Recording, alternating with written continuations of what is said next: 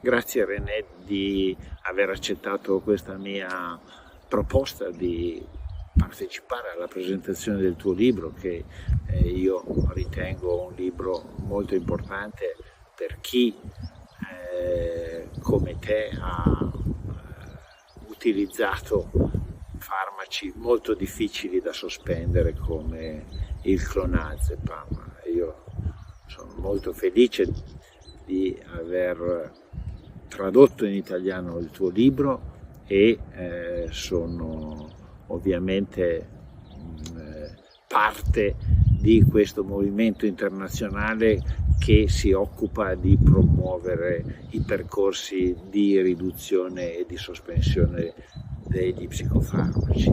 Come componente di questa rete internazionale ritengo che la tua testimonianza sia una testimonianza che ci aiuta a capire quanto sia complicato fare un percorso di riduzione quando abbiamo a che fare con un farmaco così complicato come questo. Dr. Tibaldi asked me to touch on a little bit about what it is that got me through psychiatric medication withdrawal, the years that I was so debilitated and mostly homebound. And for me, and what we are finding is true and that the research is supporting, is that we really have to find something, some kind of a creative outlet in which to express ourselves, to bring ourselves greater purpose. Some people use the word distraction. I don't really like the word distraction because it sounds sort of superficial, but anything that you can devote time and energy to that brings you pleasure, that helps you grow and that's healthy, I think is the key. For me, my friend, she gave me a whole bunch of very inexpensive art supplies, and she suggested that I use them. Like she basically said, can you paint? Can you draw? And I was an English professor previously, an English teacher, and I just was like, what are you talking about? I don't spend my time painting and drawing. But they were there, and I started to rip and cut and glue, and then I posted what I had made on Facebook to sort of say, so much for my degrees, so much for my advanced degrees. Here's what I do now, like elementary school art. And to my shock, people were really receptive. They liked what I was doing.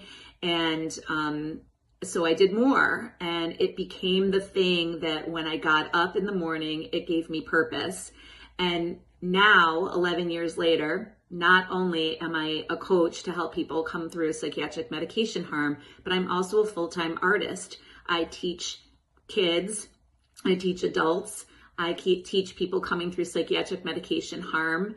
I teach an online class called Cura. We're coming up to the end of our session now, but it's mostly filled with people who have been through an injury or an illness and looking for community, an online community. And so it's this thing that I had, this part of myself that I had was untapped, that I really had not explored before. And it just allowed me to bust open. And what we are finding, the research shows that any kind of creative endeavor where you stay in the moment, that's encouraging mindfulness. So painting, writing, hooking rugs, writing poetry, gardening, anything that kind of involves your hands, playing a musical instrument, anything that involves using both hands and a little bit of movement is great to go across the central brain barrier, and that is what is helpful to build new neural pathways. Bene Renée, che cosa ti ha convinto a rendere pubblica la tua esperienza? C'è stato qualcuno in particolare che ti ha aiutato a prendere questa decisione? People ask me all the time why I decided to share my story or make my experience public. And the honest answer is that it really wasn't a decision for me. I never felt like I did anything wrong. I was never embarrassed. When I was having a difficult time, I went to the doctor, I asked for help, I was told to take a particular medication. I took that medication exactly as I was told to do. I was completely compliant, and then I wound up injured. So to me, I never felt stigma, or it just never occurred to me not to tell my story. And when I think about all the clients that I work with now and how many of them are scared to share their story, or they worry that it's going to affect them in their future employment, I really encourage people to share their story, because what you will find, or what I have found, is that the more I share my story, the more people come to me to say, this happened to me, or my mother, or my brother, or my sister. We are not alone in this. It's just that people are really underreporting. When I first started to go through this experience, I thought I was the only person in the world going through this. I never thought I was going to heal. And I felt very, very alone and isolated. It truly is like being in an invisible torture chamber 24/7. You can't sleep. You can't get out of your body to ever feel better. Nothing made it go away. It was horrifying. And the doctors were telling me that I was having an experience that they'd never heard of before. And so the prognosis was rather grim. But what I've learned working with people in this community is that my story is very, very typical. We were all told we were taking a low dose. We were all told that the drug was safe and effective. We were all told that this was a baby dose and that there were no known side effects. These were all lies, like flat out lies. And they must have all been trained at the same medical schools by the same big pharma representatives that come through to tell them how to prescribe this and how to get patients to take this, because we have known since the 1950s for sure that benzodiazepines cause dependence and hurt people. We've known since Mick Jagger called it mother's little helper. But Big Pharma relabels things and remarkets them other different names. It never occurred to me that I needed to question my doctor. It never occurred to me that my doctor might prescribe something that could hurt me. I trusted him. I knew him, and I was stunned when I learned that these drugs were as harmful as they are. Poi volevo sapere che cosa ritieni che sia unico nel tuo racconto, nella tua esperienza, e cosa invece sia condivisibile, condiviso con tante altre storie come questa. How is my story different than others? Honestly, I'm very fortunate. I have wonderful parents.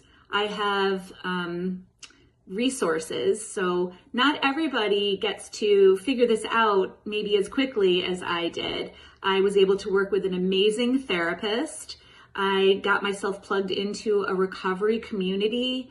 And honestly, I was very lucky because I had a friend who brought me art supplies and suggested that maybe I could paint or draw. And I started to play around and sort of find some things that I could do to distract myself. And that really helped me a lot. And I guess the other thing that makes my story really unique is that I guess the word is maybe rescued. I was going to jump off of a building. I was literally planning to jump off of a building, and a complete stranger approached me, and I was sobbing, and she asked me what was wrong, and I told her that I had come off of a psychiatric medication and that I was very unwell and that I was planning to jump off the building. And she literally asked me to come home with her and said she would take care of me while I was going through this experience because she had been through this experience herself. That is stunning. And to me, that really blew open my whole world. I've always been a faithful person. I've always been deeply spiritual, but I really felt like this person was hand delivered to me to help me move through this experience. And I lived with her for almost a year, on and off.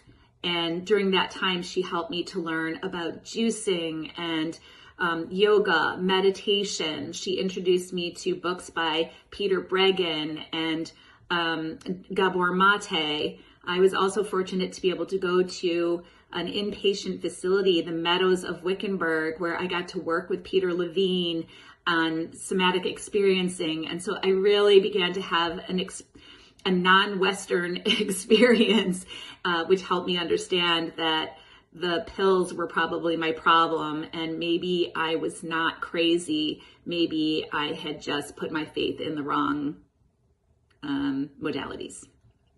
I think also one thing I had going for me that might be unique is that I grew up in a religious tradition where I was brought up in Orthodox Jewish tradition, and I had a lot of faith in the stories. Like every single Bible story, Torah story is about struggle, is about like how something is very difficult and how it's our job to try to overcome it.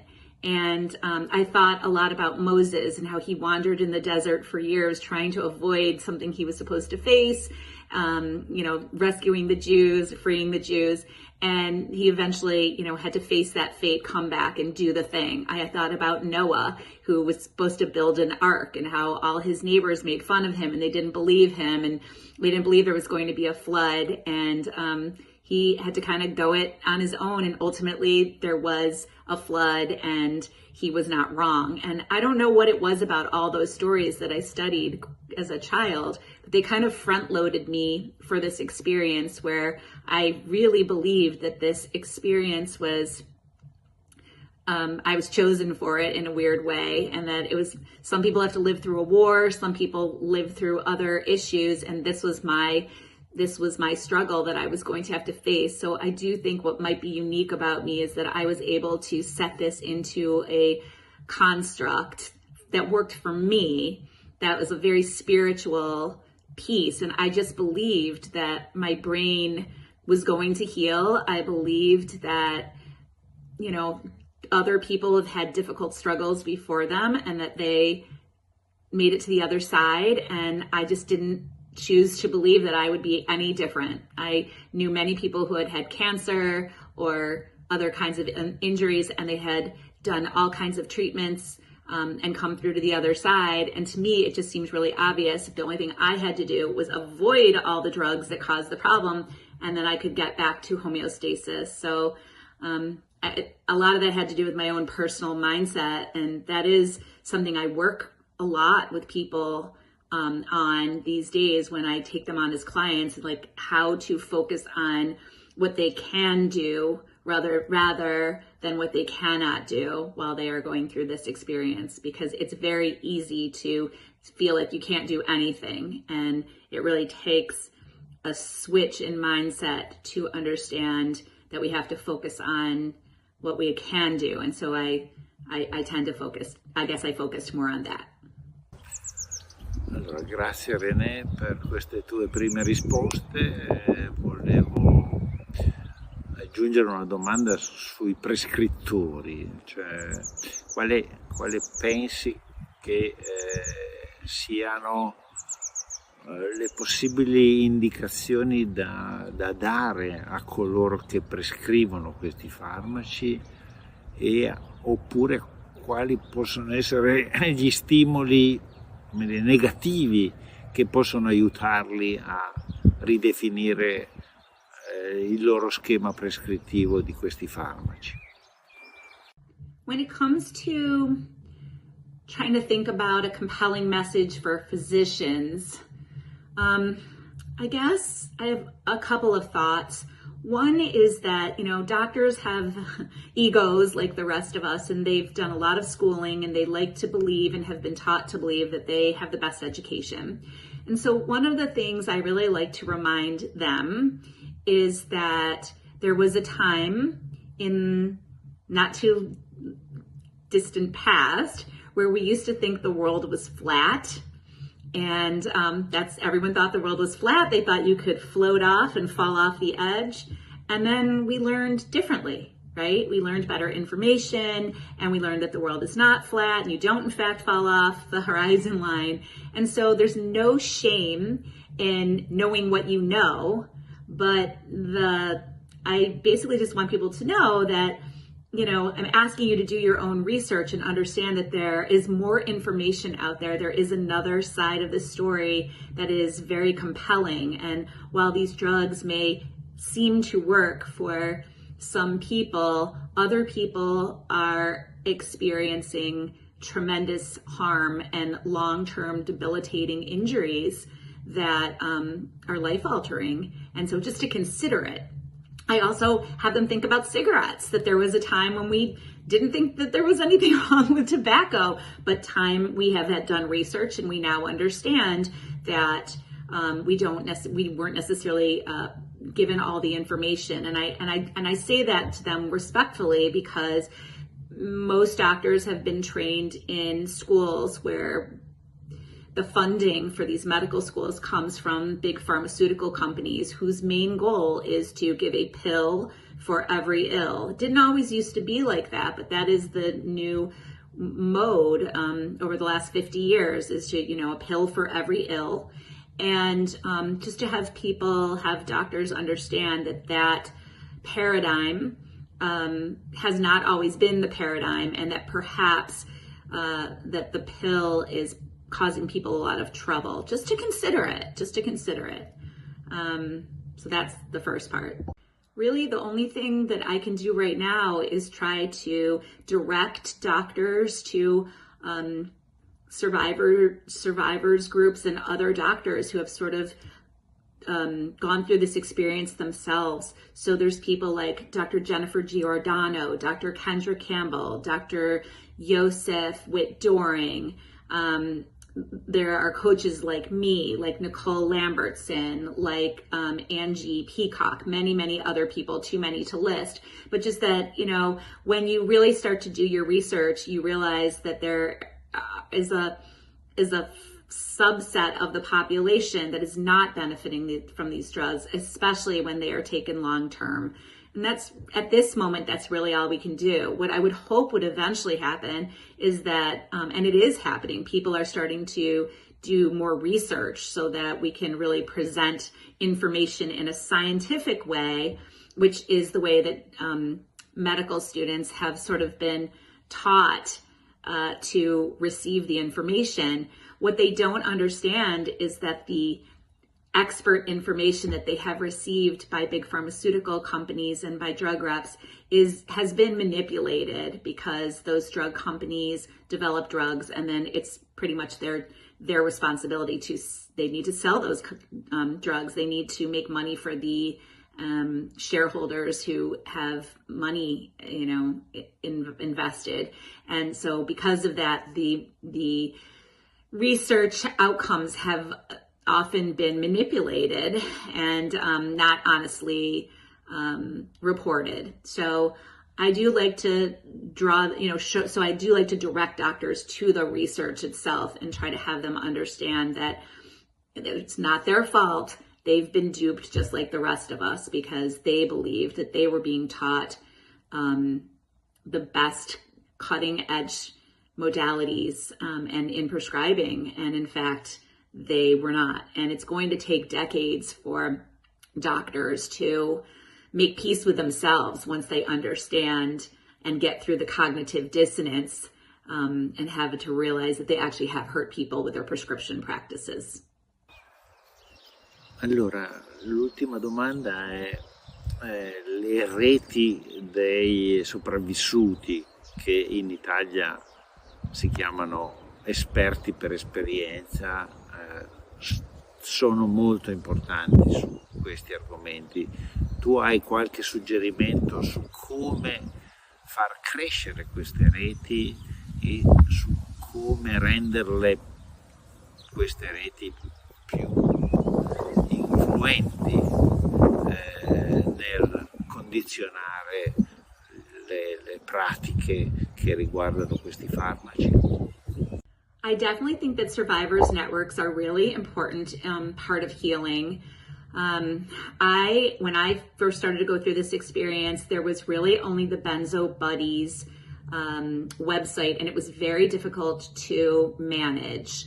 Now there are multiple places you can go, websites, coaches, on every social media outlet.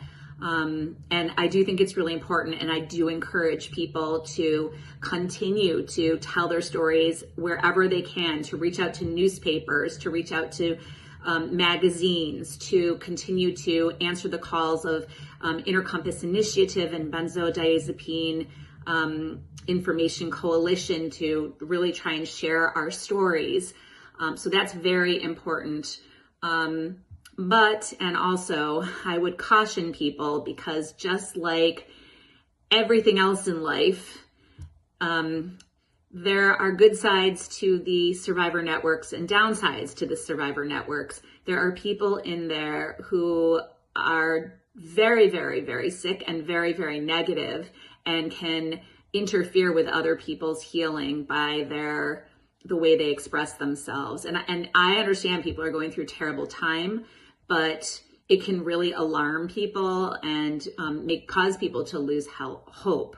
So I am not someone who is of the mind that you can just sit on the couch and heal. It's not passive. You have to go back and look at root causes, figure out what brought you to drugs in the first place, what was going on in your life, and then you have to look at making those changes. So perhaps it was a dietary issue. Maybe you were eating too much sugar or having too much coffee, and then so you were having anxiety, mania during the day, and so you took a benzodiazepine at night. You have to go back and look at that behavior. Or maybe you were repressing some terrible family system or old memory, like maybe there was sexual trauma or some other kind of post-traumatic stress trauma that needs to be looked at.